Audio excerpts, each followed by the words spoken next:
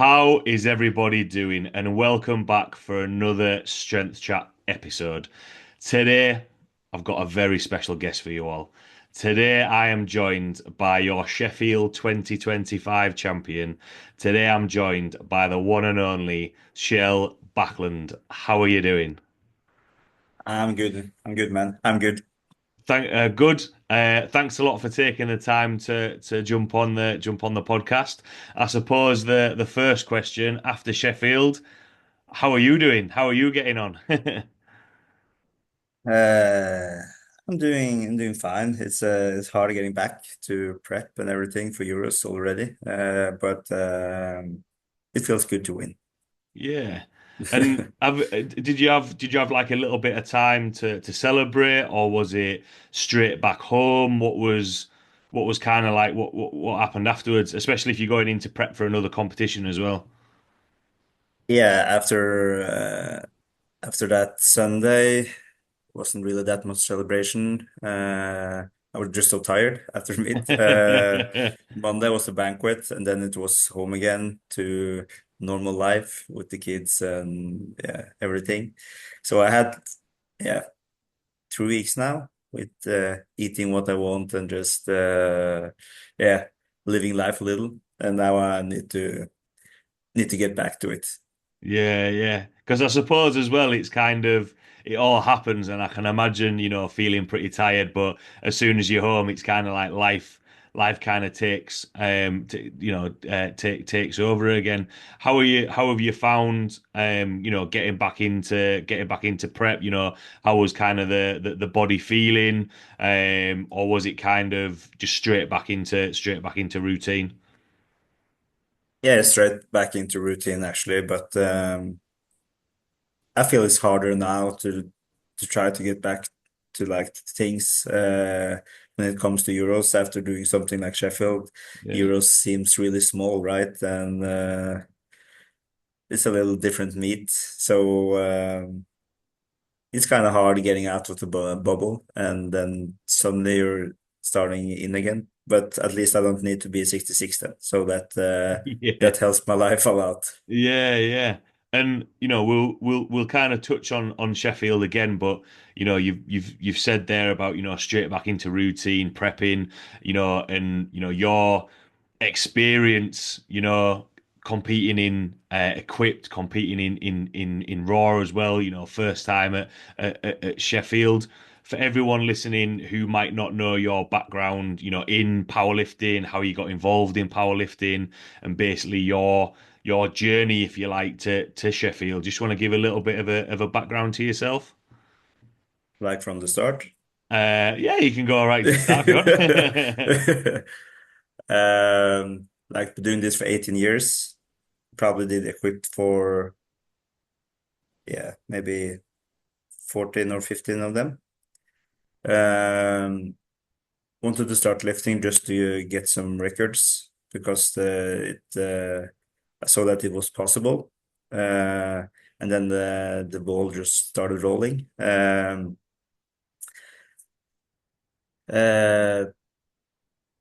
Yeah, after doing equip for so many years, I started doing some raw meats. But then stopped doing raw meats because I just didn't really like the sport anymore. I was kind of through. I won the classic first time I tried it, and I couldn't be. Um, I think if I was going to train harder, I didn't have the effort to do it at that time in my life. Started back again with the quip for some years, won some world titles, and then the fire came back after getting fifth place at Euros. That was like the all-time low. Everyone that I've beaten before beaten me, so that was kind of hit in the face. And then it started, and I don't know if I knew that I would win Sheffield one day, but I knew that I had it was possible to at least win worlds or do something big. Yeah, yeah. And how did, from all the competitions that you've done and, mentioning there, I actually, before we came on the podcast, I was actually looking at your open lifter, the website, I think that's what it's called.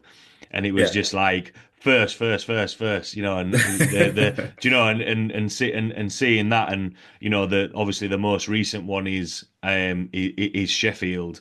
How did how did Sheffield compare to, you've been there, been, a world champion, competed, in so many competitions. How did Sheffield, well, kind of two questions if you like. How did Sheffield compare to other competitions? And did you go into Sheffield, maybe a little bit differently just because of the sheer occasion and everything surrounding Sheffield, if those two questions kind of make sense. Yeah. I think that going into Sheffield was, of course, really different because all the hype around it. Whenever I was going to Worlds before, there maybe been one podcast and a little talk, and then over to the next. This was a lot of hype, and with that, with me going down in weight, it's been a lot of talk of the weight. It's been a lot of talk about me taking it, that I will take it easy. It wasn't easy at all. So prepping to this meet was really special because there was a lot of money on the line, and I felt as well that it's was a lot about my legacy as well. Yeah, Uh, Maybe people can say that this was mine to lose, but I still need to do the lifts right. yeah, So it was a hard prep mentally, the whole thing. But the meet is really something else. But I think for everything around, when it comes to just lifting, it's for me it just feels like any other meet yeah, because we have more crowd, but you're the only thing you're thinking about is just to get the lifts. yeah. And obviously with I wasn't actually at Sheffield this year. I went the previous years. But even though I was watching on YouTube, you could hear the crowd, like you could hear the volume through the TV, which as a powerlifting fan is kind of unheard of. Did you kind of, because obviously there's a crowd at Worlds and other competitions. When you say there, a competition in terms of lifting is the same. Did you kind of were you able to switch off from the sheer volume of the crowd, or did you at some point think, oh, actually, like just take it in for a moment when you walked onto the platform? Yeah, I will say so. Because it's when it all comes to it, it's just one normal meet. You have the same racks, you have the same weights. It's cooler though. And the contrast from lifting downstairs when it's super quiet, everyone's just watching the ladies lifting, Yeah, and then just go up and just feel all the people. You want more than 9 lifts. yeah, It's really cool. Yeah, it's really cool. But it really doesn't affect me because when it comes to meat, I think that people think that I'm really new to the sport, but because they haven't seen me in the classic, but yeah, I've been through everything through my career. yeah, Every every possibility I've been through. So yeah, this was just another meet, but it was my coolest meet, but still just another meet. yeah. And touching on that, when you say people think that you're new to the sport, like I say, looking at open powerlifting and seeing your records, knowing that you've been there and done that. How did you find that kind of like coming into Sheffield and you know you've said there about the hype about dropping the weight down. Did you actually enjoy all of kind of like um the build up the build up around it and excitement, or did you just try and like focus on your own training and not trying to get too caught up in it all? Uh, I think I think the pressure about lifting heavier and heavier in my weekly trainings was there. Every time I lifted, let's say 740, 750, I thought it was really bad because for 2 weeks ago I did 770 and then I did so much for reps. And so I really felt the pressure all the time in the training. Yeah, So I think for me, the mental part is everything around before the meet. yeah, When the meet is ready and or when I'm right before the meet, I'm there. I'm yeah, 100% there. yeah, That's the calmest I will be. yeah. And how have you always been like that, or is that just experience? Are you usually pretty good at getting in getting kind of like game day ready, if you like, because from seeing other lifters, speaking with other coaches and athletes, sometimes it can be quite challenging to just focus on lifting on the day because there's other lifters there. There's a bigger crowd. Is that something that you've always kind of been good at, or is this something that you've just worked at, as an athlete, the more competitions that you've done?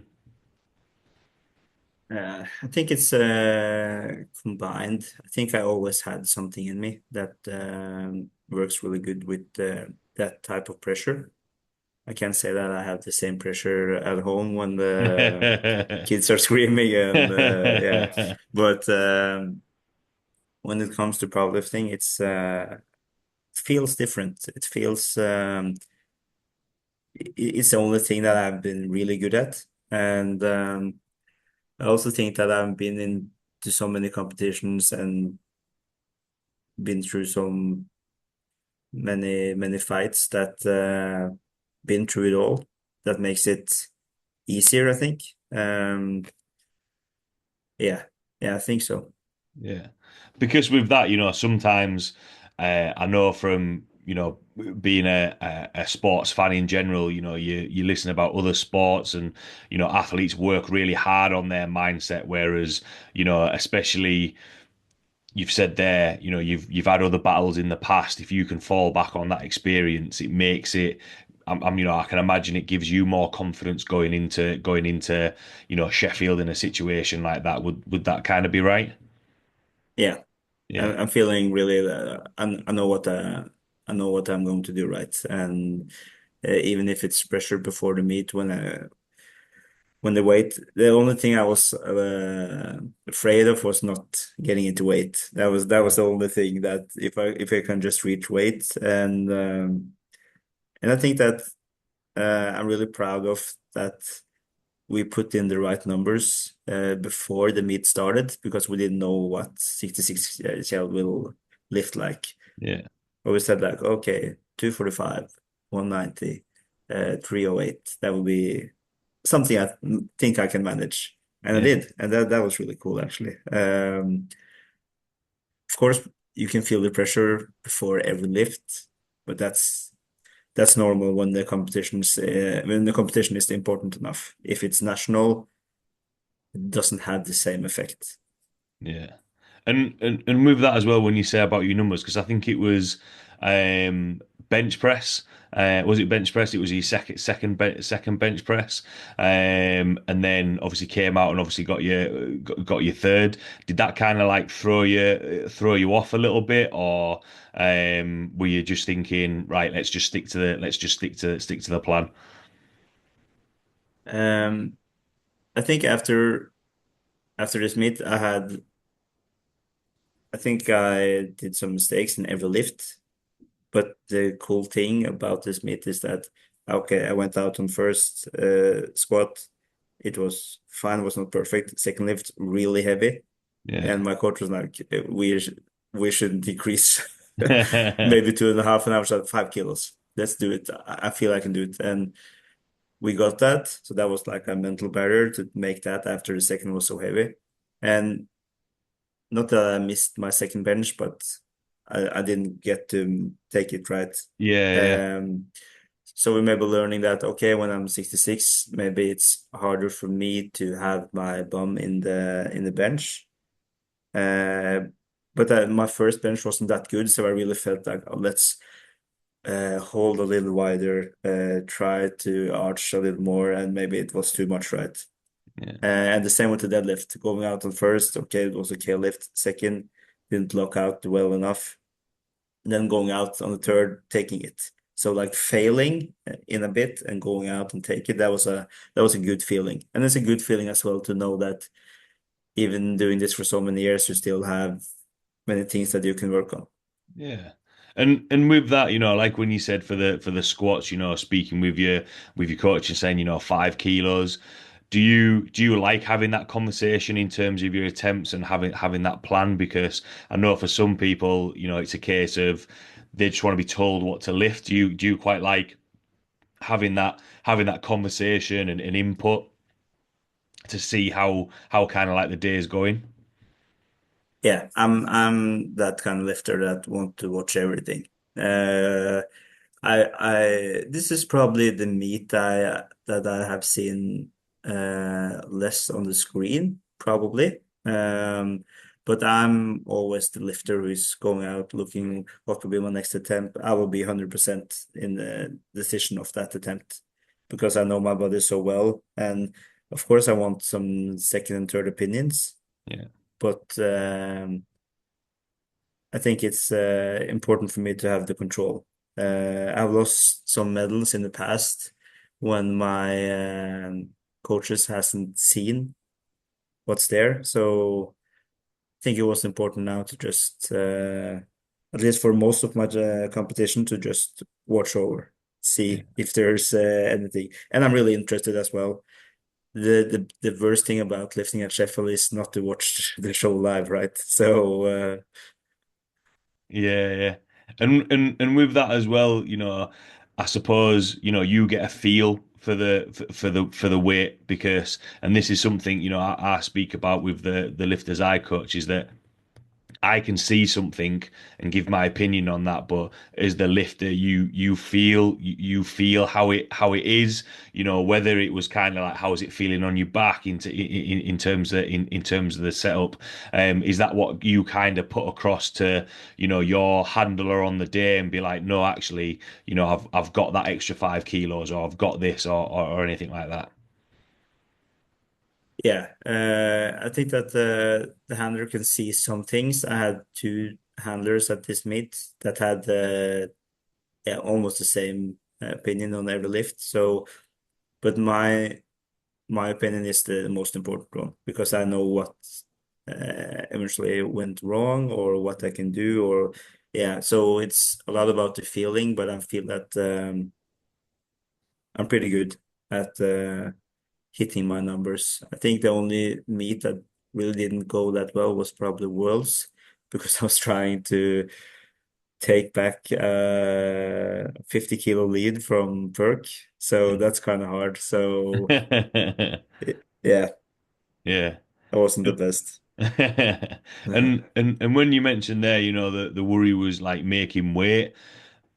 How did you find that in terms of like, dropping weight down, sticking to your food, how did it, was there any challenges in terms of your training, how you felt, or, are you usually pretty disciplined with your food and being able to stick to that, to make weight on the day? Uh, like if I was living alone, that would be really easy with the discipline, having the family life and everything that happens around in life every weekend. Okay, we're going out. Okay, my kid wants a bun or something. Yeah, It's really hard to just watch that bun and not eat it yourself, right? yeah, Well, Christmas party, Christmas Eve. There's so many days, right? They're always a day that you can eat some cake yeah, or anything like that.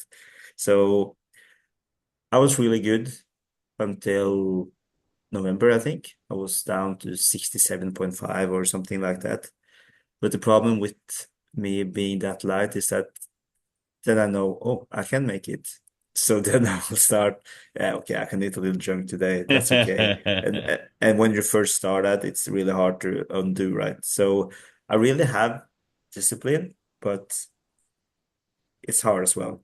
It's really Yeah, hard because you're so tired after work. You're just so tired after everything, right? Not getting that much sleep. But it's I'm so glad that my wife was helping me, like yeah, making all my lunches, putting my kids to bed so I can start earlier training because I have to do the steps as well. yeah, So this has really been a teamwork all the time. So if I didn't have her to support through the whole, I probably wouldn't make it. yeah. And you know that it's good that you've got that kind of support, that support network around you, and that partnership there because, I think sometimes you can a lot of people say it's that thing of you need to separate kind of your sport, if you like, and home life. But do you think the fact that you've kind of not combined the two, but had that support there and being able to have, maybe balance isn't the right word, but have some form of routine with training, dropping weight, and family life? Do you think that kind of made it maybe a little bit easier as opposed to if they were kind of like conflicting against each other? Yeah, I think this would be possible if my wife really didn't like what I was doing. She did Polish before, so she really know what I'm going through. So it really helped with her support all the way. I think that just this, just from the start, right, from when we first talked to SPD and we were started talking about 66 and the possibilities around that, every all the hours she has listening to me with the calculator, or I was driving the car and I'm trying to tell her like if I squat this and bench this and then well, what is total then? So yeah, this she's probably had 60% of the work. So it's kind of insane really, but yeah, Yeah. I And really need so. And I also think that having something else, like if let's say I come to this meet and I do 400 kilos total because I can't be 66 and I think it's too hard and everything. My daughter don't care about that, right? She really don't. She It doesn't matter for her what yeah, I do. So coming back to that is kind of okay, true. yeah. And with that, because you also said there, a little bit earlier about, there was some things on certain lifts that felt like you could have done better. Now that you've said about, your prep, your support from, your wife, the training into it, being able to make weight, hindsight's 2020, but is there anything looking back in terms of building up to Sheffield that you would change, do differently? Or do you think it was kind of, because obviously it's always hard when you've won, so it can be hard to think, oh well, if I'd only done this I could have done that. And like when you mentioned there about, well, if I squat this I could do this, I could do that. Now that kind of the dust has settled on Sheffield, is there anything that you look back and think, wish I could have done that, or maybe if I'd have done this differently? Or do you feel as though, from, like, I know I've said it a couple of times now, but from your experience being there and done that, do you think that you got everything that you could have got right in terms of building up to Sheffield? I think training wise, I think we did everything right. Yeah, Yeah, I think so. Maybe some small tweaks, but nothing big. On the nutrition part, I did drink some of my calories to my next prep. Going down to 66, I will not do that because I was really hungry and just yeah, had some meals that I was like, I'm going to eat this and drink this every meal. That makes it just easier to not think. But going back, if you have really low of calories and you drink maybe 200 calories of them, that can be a lot of food. Yeah. So yeah, that would probably be the only thing really. I couldn't do anything else with my life that could make it easier because yeah, my oldest kid is 3 and my second is 6 months. Or if I can go back, will probably be not to have a child in August and competing at Sheffield in January. That would probably be the like thing. Okay, not do that. That's kind of hard. Yeah, yeah. But but even if my wife has the kid so much when she's that young and she's taking the kids a lot, it's still hard, right? Because you can't sleep. Yeah. You're trying to be there as much as possible, but your head is at Sheffield and your mind is at Sheffield. Your stomach is not there, and you're like all over the place. Yeah. And with that as well, using that as a, saying, Europeans coming up, you've got basically the rest of the year. Do you feel as though Sheffield is like, because we talk about, legacy, we talk about, things to look forward to, that hunger, that desire to win. Has like Sheffield, are you feeling as though that's like a springboard to be like, right, what else is there? What else can I move forward with, for that to, win more, to ultimately, like what you did at Sheffield was cool. It was really cool to see. So has that kind of made you think, right, what is next? What can I do next? What is there, if that kind of makes sense? Yeah, Euros. Thinking back at it now, maybe that was a little too early with the Sheffield that close, but I still want to try to win everything this year. That would be really cool. So Euros will not have the same spot as it had like 2 years ago when I did 800 first time. But Worlds is big. I think Sheffield is bigger. Having a little discussion with Kedrick about that, like what is biggest, the Worlds. He means Worlds, I mean Sheffield. Um, but it was big. But one thing is the titles, but the other thing is who you're fighting against. Yeah, And at World Games, I will meet Russ, and that would be really cool. yeah, Uh, this will be my first head to head against him. So that would probably be the biggest this year. yeah. And and with that, just maybe a little bit of a tangent, but again, from how long you've been around in powerlifting, and Sheffield is a big competition within the calendar. Obviously, worlds still have their place. What is the general feel around Sheffield and Worlds? Is like what means more to you? Those world titles, or your Sheffield win, because Sheffield, in the grand scheme of things, is still pretty young. This is only the third competition. Obviously, it's grown year on year. What's your kind of feel compared to both competitions? I think that Sheffield is bigger because you need to win the Worlds to get to Sheffield. But again, people are like, Worlds are, uh, it means more to win because it's a World Championship and there's 8 in a flight and it's so much harder, right? Sheffield is designed for you to do as much as best as possible. So, but for me, it's just is all the hype around it, everything that can go wrong. The weight cut, like everything was just so cool, right? Next year it will not be the same, right? Because maybe Rondell will come or Bob or someone else that can beat it with 6, 7%, right? But it's not done for me either.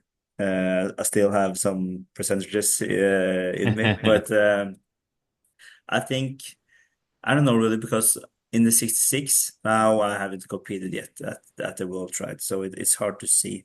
But I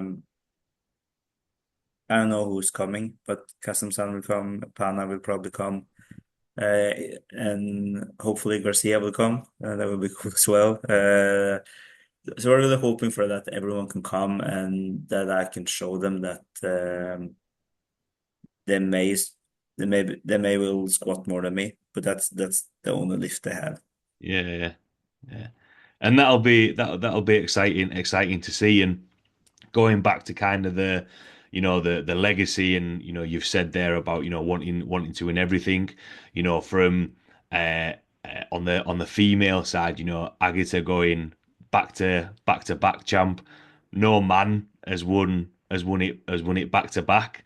Is that, judging from your face there, is that something that is kind of on the that you would be aiming for, make a return to Sheffield and try and go, do something that no male lifter has done yet?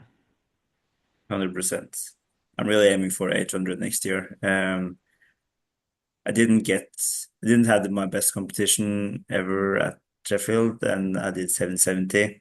Let's say I locked out my deadlift a little better and got my third bench. That would probably be around 200. So that's around 785 or something. So we're not that far away to the 800 mark. Um, and for me, being in the 66 kilo class for longer, having worlds there as well, I think it can be scary for all the for all the others. Yeah. Well, that would be exciting to see. I'll have to get my ticket for next year. But Should no, that sounds exciting, and I know we've spoken about a couple of things there, and I suppose one of the other questions was from the all the titles that you've won in equipped, and raw. How with Raw, obviously, I know there's still obviously equipped, championships, but with Sheffield being Raw, how have you found, how do you like compare the two in terms of equipped and competing in Raw, having done both, successful at both, how have you found, coming back into Raw? I think that I think equipped is really cool. I just don't like doing it anymore because it hurts Yeah. like hell and it takes too much time and uh, you can see where the sport is going, right? And but I'm really glad that I was a part of it.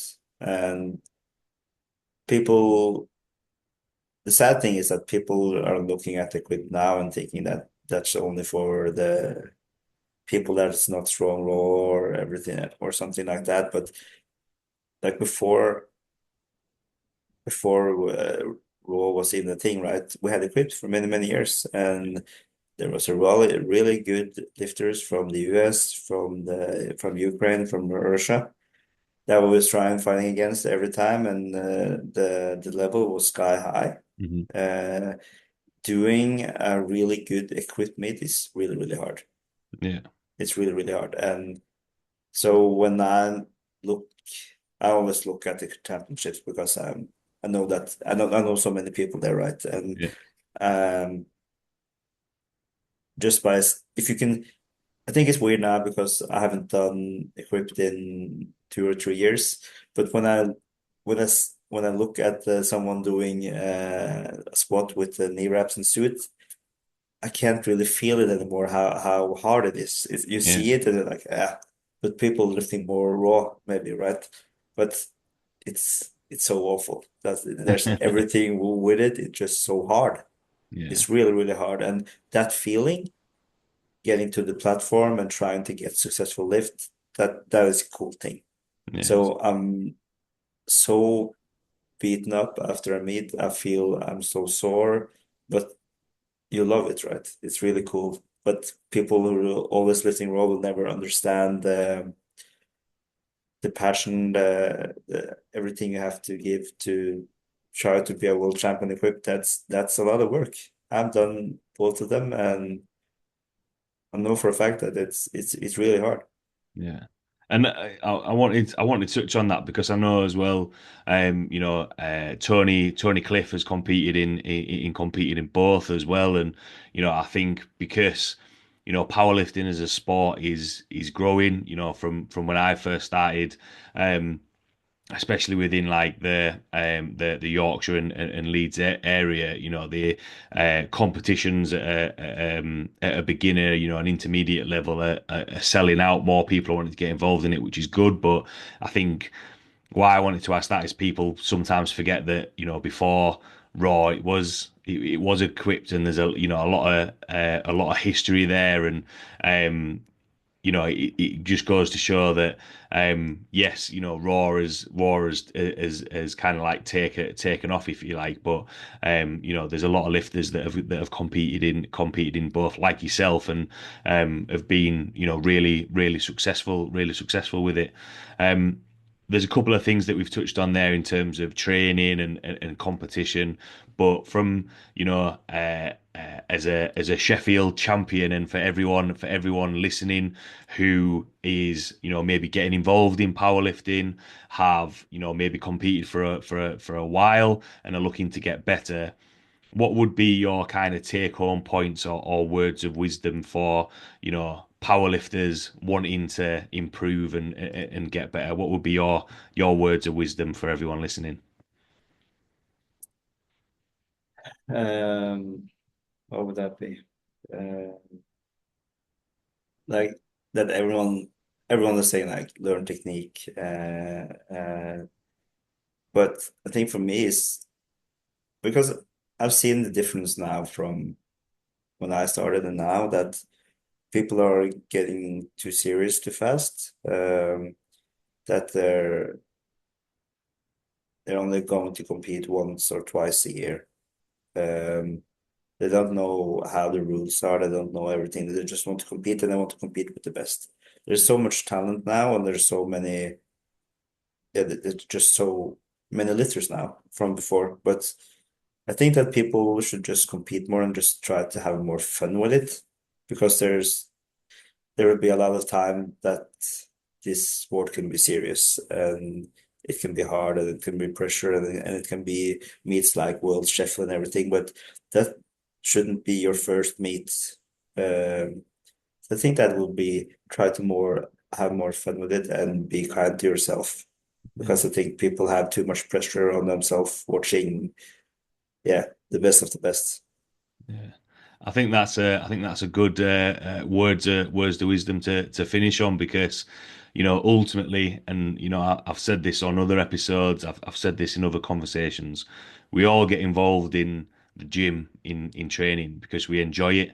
And why we keep doing it is because like seeing watching you at Sheffield, you could see that the moments there where all that work, like you've enjoyed showing or displaying your strength, if you like, at a competition. And it should be fun. Yes, there's times where, yes, it's hard work. Yes, you've got to do this, you've got to do that. Yes, it's hard, like what you mentioned there, dropping weight down. But ultimately, you can look back and be like, well, that was actually pretty cool. I did this. Okay, well, what we're going to do next? And I think I really like the fact that you said there, there's a lot of times in life where things get too serious sometimes. And I think if we can have that little bit of a enjoyment more often than not, it just makes things a lot better.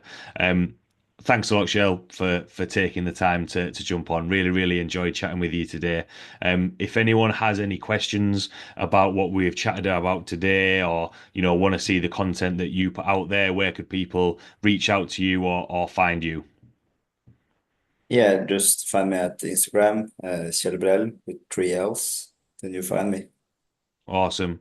Well, I look forward to seeing what the rest of the year holds. I'll be watching intently at the next couple of competitions. But no, really appreciate you taking the time to jump on. And yeah, thanks a lot to everyone listening, and I'll see you all next week.